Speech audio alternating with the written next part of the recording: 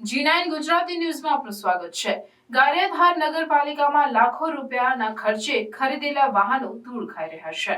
આવા વાહનો વધુ ખરાબ થાય તે પહેલા રિપેરિંગ કરીને શરૂ કરવામાં આવે તેવી લોકોમાં ચર્ચા ઉઠવા પામી છે।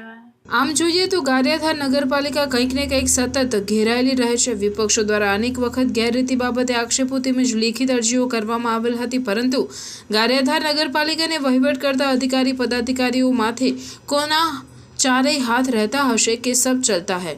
ત્યારે હાલ ગારિયાધાર નગરપાલિકાની વાત કરવામાં આવે તો ગ્રાઉન્ડમાં ચારે બાજુ નવા તેમજ જૂના વાહનો જ દેખાઈ રહ્યા છે। ઘણા વાહનો રિપેરિંગમાં અભાવે ધૂળ ખાઈ રહ્યા હોવાનું સામે આવેલ છે। હાલમાં નગરપાલિકાના મેદાનમાં આ વાહનો બંધ હાલતમાં હોવાથી ભંગાર થઈ રહ્યા છે।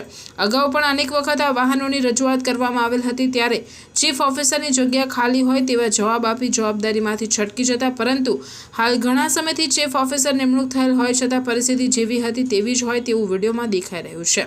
ત્યારે હાલ ચોમાસામાં પ્રી મોન્સૂનની કામગીરી હોય, તંત્ર આળસ ખંખેરી આવા નગરપાલિકામાં બંધ પડેલા વાહનો વહેલી તકે રિપેરિંગ કરી તેમજ નવા દેખાવા વાહનોનું મેનેજમેન્ટ કરી ચાલુ કરવામાં આવે તેવી લોકોની માંગણી છે।